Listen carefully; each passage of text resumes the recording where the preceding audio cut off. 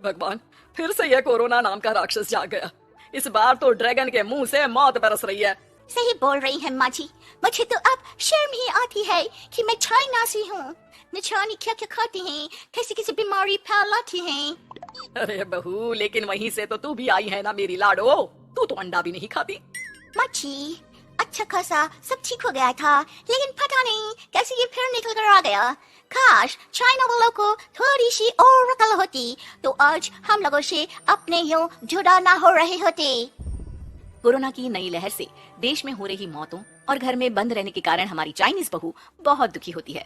उसे लगता है कि भारत में जो कुछ भी हो रहा है वो उसी के कारण हो रहा है। अब हमारी चाइनीज बहू परेशान सी रहने लगी। अरे क्या बात है मेरी चाइनीज गुड़िया, आज तू एक्सरसाइज नहीं करेगी? अरे ना तो तूने जूस पिया है, क्या हो गया लाडो? कुछ नहीं मम्मी जी, बस अच्छा नहीं लग रहा। लोग मर रहे हैं और मैं जूस पीऊं? माँ जी, चाइना से आई ये महामारी और मैं भी तो चाइना से ही आई ना। अरे अरे बेटा, ऐसा ना सोच। सास पूरी कोशिश करती कि वो चाइनीज बहू को समझाए कि इस बीमारी के लिए वो खुद को दोषी ना समझे, लेकिन माँ जी, मैं आज खाना नहीं खाऊंगी। अब सबका खाना बना दिया है। मैं कमरे में जा रही हूँ, प्लीज डिस्टर्ब मत करना। सास ने अपनी हंसती खेलती बहू का ये रूप तो कभी देखा नहीं था, लेकिन करती भी तो क्या। अगले दिन सुबह सुबह अरे ये पूरे घर से स्वादिष्ट खाने की महक आ रही है। ये कौन है जो चाय बनने के वक्त लंच बनाकर तैयार कर रहा है? वो किचन में आती है जहाँ चाइनीज बहू ने शुद्ध वैष्णव खाना तैयार कर रखा था। अरे बहू, सोई नहीं क्या जो इस वक्त इतने प्रकार का खाना बना लिया? हाँ माँ जी, क्या करे, जब दिल में बोझ हो तो नींद नहीं आती। तभी तो मैंने सोचा मैं गरीब और जरूरतमंद लोगों को खाना पहुँचा दूंगी। वो ढेर सारा खाना रोज बनाती और गरीब और बेसहारा लोगों में बांटती। क्या कर रही है बहू? कितने दिनों से देख रही हूँ तू अच्छे से सोती भी नहीं है। क्यों कर रही है लाडो? क्या करूँ माँ जी, मेरे देश के लोग जीवन की लड़ाई लड़ रहे हैं और मैं सो जाऊं, मुझसे नहीं होता। एक दिन चाइनीज बहू पीपीटी किट पहनकर खड़ी होती है। अरे ये क्या बेटा, खाना देने जा रही है या लड़ाई लड़ने? माँ जी, मैं कुछ दिनों के लिए घर नहीं आऊंगी। मैंने सोचा है कि मैं घर से बाहर रहकर कोरोना के मरीजों की देखभाल करूंगी। ओ प्लीज प्लीज आप मुझे रोकना नहीं। नहीं नहीं बहू, ये तो तूने बहुत ही नेक काम सोचा है। बस बेटा तू अपना ख्याल रखना। बहू वहाँ से चली जाती है, लेकिन सास की रोज फोन पर बहू से बात होती। घर पर क्या है माँ, क्यों भेज दिया तूने उसे? बाहर कितना खतरा है, उसे कुछ हो गया तो? अरे बिल्कुल चिंता ना कर, उसने सारे नियम कायदे को फॉलो किया है। अरे वो बिल्कुल ठीक रहेगी। और अगर मैं उसे मना कर देती ना तो उसकी अंतरात्मा उसे सोने नहीं देती। तू तो सारा दिन घर से ऑफिस का काम करता, लेकिन मैंने देखा है उसे कितना परेशान रहती थी कुछ दिनों से। हाँ वो भी है। उधर चाइनीज बहू लोगों का खूब ख्याल रखती, उन लोगों तक खाना पहुंचाती, उनके बच्चों की देखभाल करती। एक दिन बहू अपनी सोशल साइट देख रही थी तो उसे दिखता है कि एक आदमी ने बच्चों की देखभाल के लिए पोस्ट डाली है। बहू उसे फोन करती है। मैं आपकी कोई मदद कर सकती हूँ, प्लीज बताओ। दूसरी तरफ से आवाज आती है। मैं और मेरी बीवी दोनों ही कोरोना से पीड़ित हैं।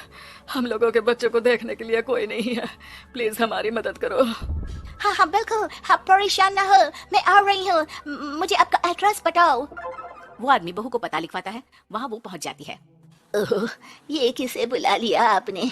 ये तो चाइनीज है, इसी के कारण तो हम लोगों का देश इस परेशानी से जूझ रहा है। अरे पर ये तो हिंदी में बात कर रही थी। तभी बीवी की ऑक्सीजन लेवल गिरने लगती है। ये क्या हो रहा है? आप टेंशन क्यों ले रहे हैं? जल्दी से इन्हें अस्पताल लेकर जाइए। रुकिए, मैं आपको एक अस्पताल में बेड भी दिला देती हूँ। वो मेरे अंकल का अस्पताल है। चाइनीज बहू फोन पर बात करके उन लोगों को बेड दिलाती है, जहाँ पति की भी तबीयत खराब हो जाती है, और दोनों को बेड दिलाकर बहू घर में बच्चों की पूरी देखभाल करती है।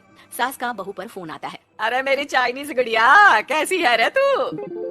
अरे माँ, पीछे की गली में ही हूँ मैं। वो खाली अलग है ना, उन दोनों हस्बैंड वाइफ को कोरोना हो गया था। मैंने उन लोगों को श्रीवास्तव अंकल के अस्पताल में भर्ती करवा दिया है और अब मैंने माँ जी उन दोनों बच्चों का ख्याल रख रही हूँ। अरे जीती रहे बेटा, कोई जरूरत हो तो बता देना।